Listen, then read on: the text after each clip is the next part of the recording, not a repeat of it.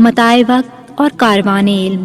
ایسے لوگوں کی باتیں جنہوں نے وقت و علم کی قیمت کو جانا۔ پروڈیوسر ندا نعیم، پیشکش رفا انسٹیٹیوٹ آف میڈیا سائنسز۔ بسم اللہ الرحمن الرحیم۔ سامعین السلام علیکم ورحمۃ اللہ وبرکاتہ۔ میں ہوں ذوالقرنین حیدر اور میرے ساتھ تشریف رکھتے ہیں قاضی محمد وقاص صاحب، اور ہم رفا انٹرنیشنل یونیورسٹی میں MBA Islamic business and finance 3rd semester کے اسٹوڈنٹ ہیں۔ آج ہم آپ کی خدمت میں ایک نئے پروگرام، اس کا نام ہے متاع وقت اور کاروان علم کے ساتھ حاضر خدمت ہیں۔ اس پروگرام میں ہم انشاءاللہ العزیز وقت کی قدر،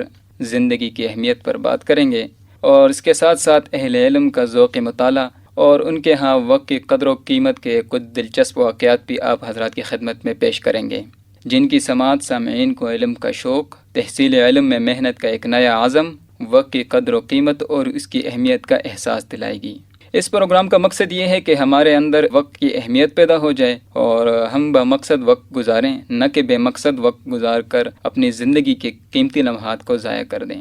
اور ہم اپنے اسلاف کی زندگیوں سے سبق حاصل کریں تاکہ ہمارے اندر ایک جذبہ پیدا ہو کہ زندگی کو کس طرح گزارنا ہے اور اپنے اوقات کو کس طرح کام میں لانا ہے اور ان کو کس طرح یوٹیلائز کرنا ہے۔ کیونکہ جب بھی ہم کسی بڑی شخصیت سے ملتے ہیں تو ان سے ملنے کے بعد ہمارے اندر ایک نیا جذبہ پیدا ہوتا ہے اور ایک نیا احساس پیدا ہوتا ہے کہ ہم بھی ان کی طرح کام کریں اور ان کی طرح ایک فکر ہمیں بھی ہو کہ تاکہ ہم بھی ان کے مقام تک پہنچ سکیں۔ اس پروگرام میں انشاءاللہ العزیز اسی سے متعلق ہم بات چیت کریں گے۔ ہم اپنے پروگرام کا باقاعدہ آغاز کرتے ہیں۔ جی سامعین، بالکل، اگر ہم اپنی زندگی میں دیکھیں تو اللہ رب العزت نے ہمارے اوپر جو بے شمار انعامات کیے ہیں، جو لاکھوں نہیں بلکہ کروڑوں تک پہنچ جاتے ہیں، ان میں سب سے بڑی نعمت اور سب سے جو عام نعمت ہے وہ ہے وقت۔ کیونکہ وقت وہ واحد نعمت ہے جو امیر و غریب، عالم و جاہل، چھوٹے بڑے، ہر ایک شخص کو یکساں ملی ہے۔ ایسا نہیں ہوا کہ جس طرح باقی نعمتوں میں تقسیم کا لحاظ رکھا گیا، امیروں کو کوئی پیسہ زیادہ دیا گیا، غریبوں کو کوئی اور چیز ان کے بدلے میں دی گئی، لیکن وقت وہ واحد نعمت ہے جو سب کو یکساں اور برابر ملی ہے۔ بلکہ وقت کی مثال تو دھوپ میں رکھے ہوئے برف کے اس ٹکڑے کے مانند ہے کہ جس کو اگر استعمال میں لا کر فائدہ حاصل کر لیا گیا تو ٹھیک ہے، اور اگر اس کو استعمال میں نہ لایا گیا، ویسے ہی بیکار چھوڑ دیا گیا، تو اس نے تو پگھل کر ختم ہی ہونا ہے۔ تو سامعین، دین اسلام کو اگر دیکھا جائے تو دین اسلام ایک مکمل ضابطۂ حیات ہے جس نے انسان کو زندگی گزارنے کے تمام اصول و ضوابط بتلائے ہیں، اور انسان کو پیدائش سے لے کر موت تک ہر چیز میں اس کی رہنمائی کی ہے، اور اس کو یہ بتلایا ہے کہ اس نے اٹھنا کیسے ہے، اس نے بیٹھنا کیسے ہے، کیا کھانا ہے کیا نہیں کھانا، الغرض ہر چیز میں اس کی اسلام نے رہنمائی کی ہے۔ چنانچہ نبی کریم صلی اللہ علیہ وسلم نے ایک حدیث مبارکہ میں بڑے ہی خوبصورت انداز میں وقت کی قدر و قیمت کے بارے میں توجہ دلاتے ہوئے ارشاد فرمایا، اغتنم خمسا قبل خمس، کہ 5 چیزوں کو 5 چیزوں سے پہلے ہی غنیمت سمجھ لو۔ تو اس کے بعد ارشاد فرمایا، حیاتک قبل موتک، کہ اپنی زندگی کو اپنی موت سے پہلے غنیمت جان لو۔ کیونکہ آج تم زندہ ہو، وقت کی قدر و قیمت کی نزاکت کو سمجھو اور اسے اچھے کاموں میں استعمال کر لو، کیونکہ کل نہ جانے من و مٹی تلے دبنے کے بعد تمہیں یہ فکر لاحق ہو، کاش کہ میں کل کچھ کر پاتا۔ اس لیے جو بھی کرنا ہے اسے زندگی ہی کو موت سے پہلے غنیمت جانو اور اسی زندگی میں کار گزرو۔ بالکل اسی طرح سامعین، اس کے بعد نبی کریم صلی اللہ علیہ وسلم نے ارشاد مبارک میں اگلی جو چیز بیان فرمائی وہ ہے وصحتک قبل سقمک، یعنی دوسری چیز جو نبی کریم صلی اللہ علیہ وسلم نے ارشاد کی وہ ہے کہ اپنی صحت و تندرستی کو بیماری سے پہلے غنیمت جان لو، کیونکہ اگر آج تندرستی اور صحت مندی کی حالت میں اگر تم نے وقت کو ضائع کر دیا تو کل نہ معلوم کیسی بیماریاں تمہیں جکڑ لیں اور پھر تم چاہ کر بھی کچھ نہ کر پاؤ گے۔ سامعین، اس طرح جب ہم آگے اس حدیث کو لے کر جاتے ہیں تو اس کے بعد نبی کریم صلی اللہ علیہ وسلم نے تیسری چیز جس کے بارے میں انہوں نے ارشاد فرمایا وہ ہے وفراغک قبل شغلک، اور اپنی آج کی فراغت کو آنے والی مصروفیت سے پہلے غنیمت سمجھو، کیونکہ آج اگر تم فارغ ہو، نہ جانے کل کتنی ہی مصروفیات تمہیں جکڑ لیں، اور تم اگر چاہو بھی کہ کاش میں یہ کام اس وقت کر لیتا تو یہ کام کرنے کا موقع تمہیں دوبارہ نہیں ملے گا۔ اس لیے نبی کریم صلی اللہ علیہ وسلم نے چوتھی چیز جو ارشاد فرمائی وہ ہے وشبابک قبل حرمک، اور اپنی جوانی کو اپنے بڑھاپے سے پہلے غنیمت جانو، کیونکہ جوانی میں تمہارے اندر جو صلاحیتیں ہیں یقیناً بڑھاپے میں پہنچ جانے کے بعد تمہیں اس وقت ان کی قدر و قیمت کا احساس ہوگا کہ کاش اس وقت میرا یہ دل چاہ رہا تھا کہ میں کر لیتا، آج میں چاہ بھی رہا ہوں لیکن مجھے میری ہمت اس چیز کی اجازت نہیں دے رہی کہ میں اس کو کر پاؤں۔ اس لیے جوانی ہی کے اندر جو کام کرنا ہے اس کو اپنے وقت کو قیمتی بناؤ اور اس کام کو کر گزرو۔ پانچویں اور آخری چیز جو نبی کریم صلی اللہ علیہ وسلم نے ارشاد فرمائی وہ ہے وغنا کا قبل فقر کا، اور اپنی مالداری کو اپنے فکر سے پہلے غنیمت جانو، کیونکہ آج اگر تمہارے پاس مال و دولت ہے تو اسے اچھے کاموں میں صرف کر کے، صدقات و خیرات کر کے تم اپنی آخرت کو سنوار سکتے ہو، اور اس کے ذریعے سے دنیا کے کئی لوگوں کی بھلائی کر سکتے ہو، غریبوں کی ان کے کاموں میں مدد کر سکتے ہو۔ کل کیا معلوم کہ یہ دولت رہے یا نہ رہے، اس لیے جو کرنا ہے آج ہی کر لو، جتنا فائدہ اٹھا سکتے ہو وہ آج ہی اٹھا لو۔ تو سامعین، اس حدیث مبارکہ میں نبی کریم صلی اللہ علیہ وسلم نے بہت ہی پیارے انداز میں ہمیں ہمارے وقت کی قدر و قیمت کا احساس دلایا ہے۔ اب یہ ہم تک ہے کہ ہم کیسے آپ علیہ السلام کی اس نصیحت سے فائدہ اٹھا کر اپنے آپ کو بہتری کے راستے پر چلا کر اپنی زندگیوں کو کامیابی کے راستے پر گامزن کر سکتے ہیں۔ جی سامعین، جو حدیث آپ حضرات نے سماعت فرمائی، اس کا خلاصہ یہی ہے کہ ہم انسان اپنی زندگی کو بامقصد بنا لیں اور زندگی کو نبی کریم صلی اللہ علیہ وآلہ وسلم کے طریقوں کے مطابق گزاریں، اور اللہ تعالیٰ نے جو احکامات ہمیں عطا فرمائے ہیں ان کے مطابق اپنی زندگی کو گزاریں، کیونکہ یہ زندگی اللہ تعالیٰ کی ایک بہت بڑی نعمت ہے اور اس کے بارے میں ہم سے پوچھا جائے گا۔ اس لیے ہمیں چاہیے کہ ہم اپنے وقت کو کام میں لائیں اور اپنے وقت کو بامقصد کاموں میں استعمال کریں، بجائے اس کے کہ ہم فضول کاموں میں وقت کو ضائع کریں اور اس کے بارے میں پھر ہمیں جواب دہ بھی ہونا پڑے گا۔ اس سے بہتر یہ ہے کہ ہم اپنے وقت کو اچھے کاموں میں لگائیں، کیونکہ وقت کو تو گزر ہی جانا ہے، اور یہ وقت جو گزر گیا یہ پھر واپس نہیں آئے گا۔ آج ہم دیکھیں تو ہمارے مسلم معاشرے کا ایک بہت بڑا المیہ یہی ضیاعی وقت ہے، کیونکہ ہم دیکھیں تو اپنے معاشرے میں ہم وقت کو ضائع ہی کرتے چلے جا رہے ہیں۔ حالانکہ اگر ہم اپنی ہسٹری اٹھا کے دیکھیں اور اپنے اسلاف کو دیکھیں تو انہوں نے اپنے وقت سے تو بھرپور فائدہ اٹھایا ہے اور بامقصد زندگی گزاری ہے، اور انہوں نے وقت کی قدر کی ہے، اور اس لیے ہم آج دیکھتے بھی ہیں کہ پوری دنیا میں لوگ ان کو قدر کی نگاہ سے دیکھتے ہیں اور ان کے علوم و فنون اور ان کی تصنیفات سے فائدہ اٹھا رہے ہیں، اور ساری دنیا ان کی تعریف کرتی ہے اور ان کے علوم و فنون سے فائدہ اٹھا کے نت نئے تجربات کر رہے ہیں، جبکہ ہم ہیں کہ ہم نے اپنے اسلاف کو بلا دیا ہے، ان کے طریقوں کو بلا دیا ہے، ان کی طرز زندگی جو تھی اس کو ہم نے چھوڑ دیا ہے اور اپنے منچاہی زندگی گزارنے میں لگے ہوئے ہیں،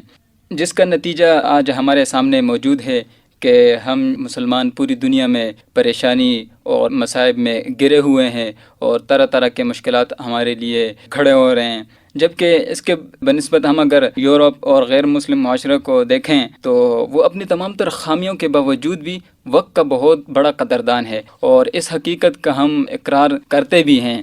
اور یہی وقت کی پابندی اور اس کی قدر و اہمیت ان کے علم و فن اور سائنس اور ٹیکنالوجی میں ان کی ترقی کا بہت بڑا راز ہے۔ آج ہم دیکھ رہے ہیں کہ ساری دنیا ان کے پیچھے پیچھے چلنے پر مجبور ہے۔ اللہ رب العزت نے تو انسان کو اس کی محنت کا صلہ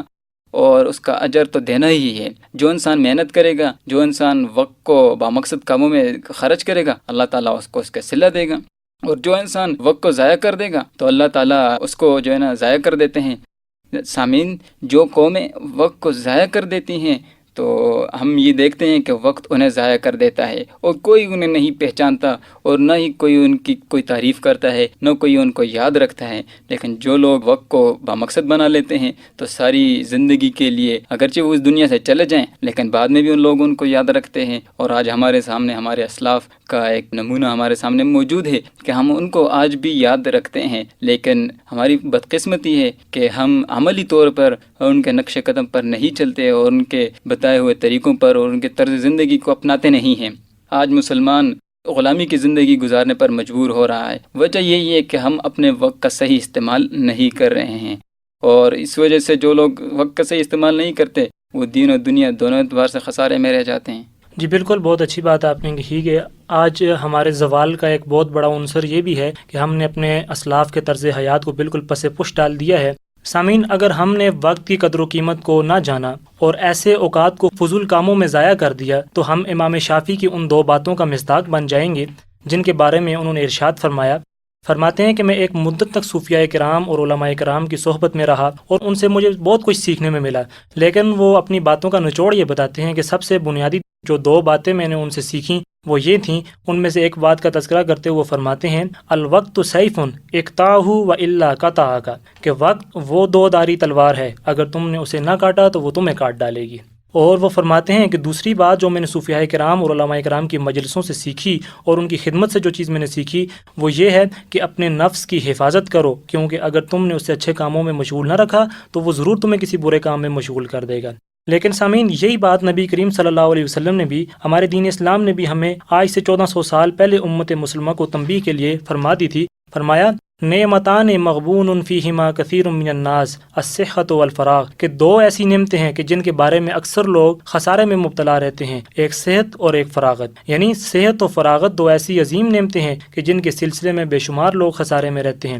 اس لیے بعد میں پچھتانے سے بہتر ہے کہ آج ہم اپنے وقت کو اور اس کی اہمیت کو پہچان لیں، اور کل پچھتانے سے بہتر ہے کہ آج ہم اس کو کام میں لانا شروع کر دیں۔ جی سامعین، بہت اچھی باتیں انہوں نے کیا سامنے رکھی۔ اس طرح سامعین اگر ہم دیکھیں تو یہ دنیا جو ہے نا فانی ہے اور عمر بہت مختصر ہے، لیکن جو لوگ خوف خدا رکھتے ہیں اور وقت کی قدر و اہمیت کو جانتے ہیں، انہیں ہر وقت ہر لمحہ آخرت میں کامیابی کی فکر دامنگیر رہتی ہے، اور وہ چاہتے ہیں کہ ہمارا ایک ایک منٹ ایک ایک لمحہ کسی اچھے کاموں میں صرف کریں، نہ کہ وہ فضول ضائع ہو جائے۔ اور ان کی یہی فکر اور یہی خوف ان کا جو ہے نا ان کو لایانی اور فضول کاموں سے ان کو بچائے رکھتا ہے، اور وہ کامیاب بھی ہو جاتے ہیں دنیا میں بھی اور آخرت میں بھی۔ اس طرح بہت سارے ہمارے اسلاف کے کارنامے ہمارے سامنے موجود ہیں، جیسا کہ علامہ ابن جوزی رحمۃ اللہ علیہ ایک بہت بڑی شخصیت، ایک بہت بڑا نام ہے، ساری دنیا ان کو جانتی ہے۔ انہوں نے دوسری بڑی شخصیت ابو الوفا بن عقیل کے بارے میں انہوں نے لکھا ہے کہ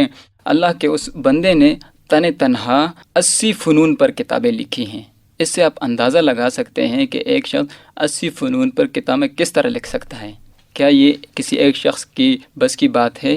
سامعین، یہی تو وقت کو کام میں لانے والے شخصیات تھیں کہ انہوں نے 80 فنون پر کتابیں لکھی اور پھر اللہ نے ان کی مدد کی۔ 80 فنون پر کتابیں تو لکھی، لیکن اس میں ایک بہت بڑے مزے کی بات یہ ہے، علامہ ابن جوزی رحمۃ اللہ علیہ فرماتے ہیں کہ ان کی ایک کتاب 800 جلدوں پر مشتمل ہے، سبحان اللہ۔ اور یہ کتاب کہا جاتا ہے کہ دنیا کی سب سے بڑی کتاب ہے۔ اس سے ہم اندازہ لگا سکتے ہیں کہ 800 جلدوں پر اگر ان کی ایک کتاب ہے تو باقی جو انہوں نے 80 کتابیں لکھی ہیں وہ کس قدر بڑی ہوں گی اور وہ کس قدر اہمیت کے حامل ہوں گی۔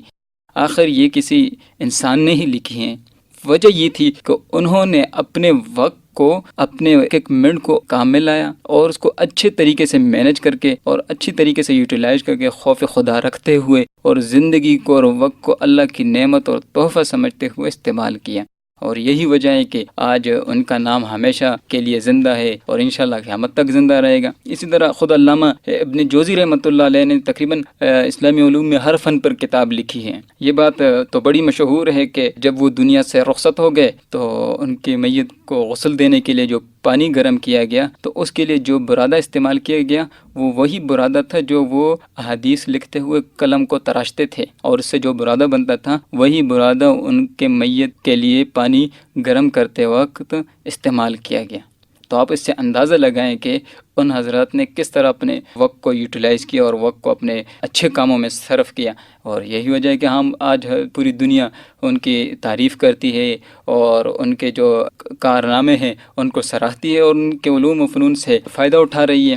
اسی طرح ہمارے ایک اور بہت بڑے بزرگ ساری دنیا جانتی ہے، خاص کر اہل علم حضرات میں تو ان کی ایک بہت بڑا نام ہے اور بہت بڑی پہچان ہے، امام غزالی رحمۃ اللہ علیہ۔ کہا جاتا ہے کہ انہوں نے 78 اصلاحی، علمی اور تحقیقی کتابیں لکھی ہیں۔ یہ بھی ایک ہمارے طرح ایک انسان نے کی ہے۔ سامعین، وجہ یہی ہے کہ ان حضرات نے اپنے وقت کو یوٹیلائز کیا، اپنے وقت کو بامقصد کاموں میں لگایا، اور ان کو اپنے وقت کا احساس تھا اور اپنی زندگی کی اہمیت تھی ان کے ہاں کہ ہمیں اللہ تعالیٰ نے کس کام کے لیے اس دنیا میں بھیجا ہے، اور اسی کے مطابق انہوں نے زندگی گزاری تو اللہ تعالیٰ نے ان کے وقت میں برکت ڈالی اور انہوں نے اتنے بڑے بڑے کارنامے انجام دیے۔ ان کی ایک کتاب یاقوت التاویل 40 جلدوں پر مشتمل ہے۔ اس سے ہمیں اندازہ ہوتا ہے کہ وہ کس طرح کے لوگ تھے اور کس طرح کے وہ اپنی زندگی گزارتے تھے اور کس طرح انہوں نے کارنامے انجام دیے، اور آج اہل علم کے ہاں ان کی کیا عظمت و شان ہے اور ان کے کیا کیا کارنامے ہیں، وہ ہمیشہ ہمارے دلوں پر رہیں گے اور ساری دنیا ان کے کارناموں کو سراہتی ہے،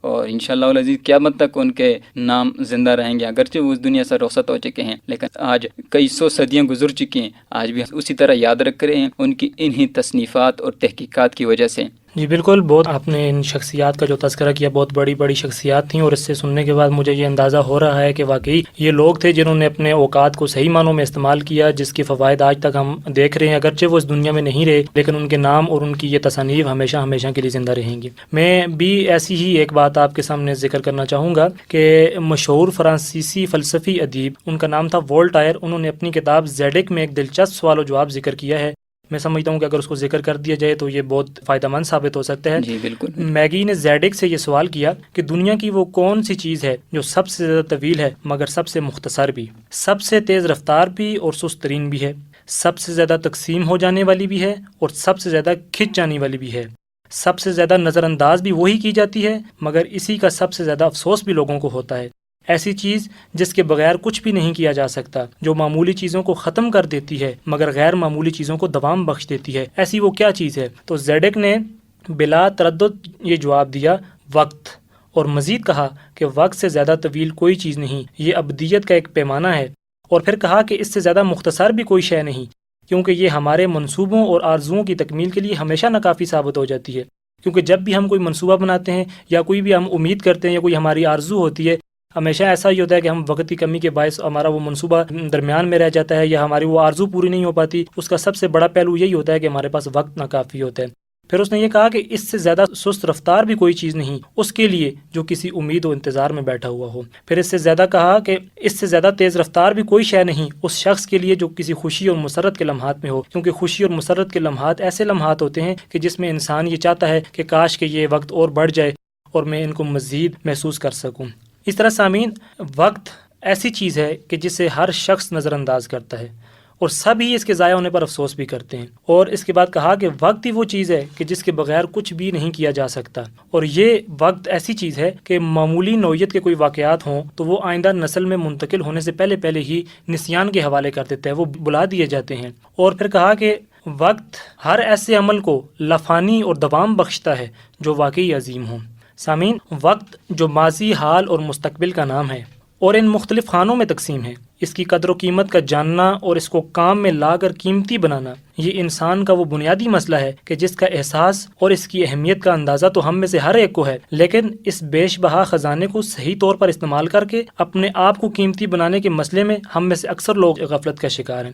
اس کی وجہ یہ ہے کہ ہم یہ تو سوچتے ہیں کہ کاش میں اپنے وقت کو صحیح طرح استعمال کر لیتا یا میں یہ کر لوں، لیکن ہم اپنے آپ کو کیسے قیمتی بنائیں اس کے بارے میں ہم میں سے کوئی بھی نہیں سوچتا۔ سامعین، دنیا میں جن لوگوں نے ذاتی یا قومی لحاظ سے وقت کی قدر و قیمت کو جانا اور اس کا صحیح اور بر وقت استعمال کیا، چاہے وہ خیر کے لیے کیا ہو یا شر کے لیے کیا ہو، یہ ایک الگ بات ہے، تو ہم نے ایسے لوگوں کو دیکھا کہ وہ اپنے ارادوں اور اپنے عزائم میں کامیاب و کامران ہوئے۔ سامعین، وقت مہلت عمل کا نام ہے، اپنی ذات کے اعتبار سے نہ کسی خیر اور نہ کسی شر کا حامل ہے، البتہ دیکھا یہ جائے گا کہ اس وقت کے اندر جو عمل کیا گیا وہ کس نوعیت کا تھا، اس وقت کے اندر کیے گئے عمل کی نوعیت ہی اس کے خیر و شر کا تعین کرتی ہے۔ آج دنیا میں دنیا والے جن لوگوں کی تصانیف اور تجربات سے فائدہ اٹھا کر دین و دنیا کے فوائد حاصل کر رہے ہیں، جیسے کہ بعض کا تذکرہ بھی آپ نے کیا بھی ہے کہ اتنی بڑی بڑی شخصیات تھی اور انہوں نے اتنے بڑے بڑے فنون کے اوپر اتنی بڑی بڑی کتابیں لکھی جو آج تک موجود ہیں، تو یہ وہی لوگ تھے جنہوں نے وقت کی قدر و قیمت کو جانا اور پھر اس سے فائدہ اٹھایا، اور فائدہ اٹھانے کے بعد انہوں نے اپنے آپ کو قیمتی بنایا، جس کی وجہ سے ہم ان کے علوم و تجربات کے پیچھے چلنے پر مجبور ہیں، اور میں یہ بھی کہوں گا کہ اسی طرح ہم انہیں خراج عقیدت پیش کرنے پر بھی مجبور پاتے ہیں اپنے آپ کو، کیونکہ علوم و فنون کی وہ کتابیں جو انہوں نے اپنی ساری زندگیوں میں اتنی بڑی بڑی کتابیں لکھی جنہیں ہم اپنی سستی اور کاہلی کی بنا پر پڑھ بھی نہیں سکتے، نہ ہی کوئی فائدہ اٹھا پا رہے ہیں ان سے، وہ صرف اور صرف وقت کی قدر و قیمت کو جاننے ہی کی وجہ سے ہمارے سامنے آج موجود ہیں۔ سامعین، علم و کمال یہ کسبی چیزیں ہیں، یہ کوئی مال و جائیداد نہیں کہ قوموں کو میراث میں ملے، بلکہ جو لوگ بھی وقت کی قدر و قیمت جان کر محنت کریں گے اور تقویٰ کو اپنی زندگی کے اندر اپنائیں گے اور تقویٰ اور شریعت اسلامیہ کے مطابق وہ اپنی زندگی کو گزاریں گے تو اللہ تبارک و تعالیٰ ضرور ان کا حامی و ناصر رہے گا۔ جی سامعین، آپ نے گفتگو سنی، بہت اچھی گفتگو رہی ان کی۔ دیکھیں سامعین، ضرورت صرف اس امر کی ہے کہ ہم کس طرح ان اسلاف کے نقش قدم پر چلیں اور ان کے علوم و فنون سے فائدہ اٹھائیں اور اپنے اوقات کو قیمتی سے قیمتی بنائیں اور اپنی زندگی کا ایک مقصد متعین کریں اور اسی مقصد کو لیتے ہوئے اپنی زندگی کو گزاریں۔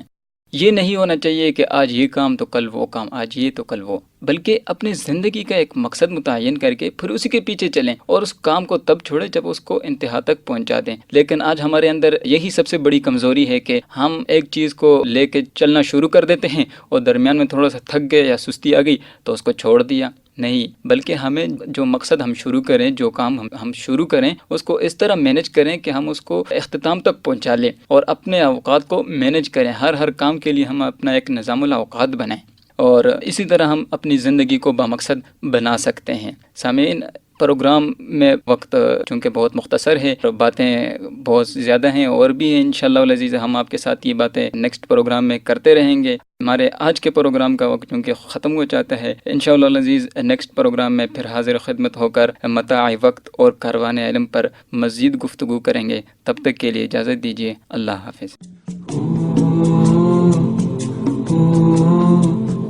ابھی آپ سن رہے تھے پروگرام متاع وقت اور کاروان علم، جس کے لیے ہمارے ساتھ تعاون کیا تھا RCIB رفا سینٹر برائے اسلامک بزنس، پروڈیوسر ندا نعیم، پیشکش رفا انسٹیٹیوٹ آف میڈیا سائنسز۔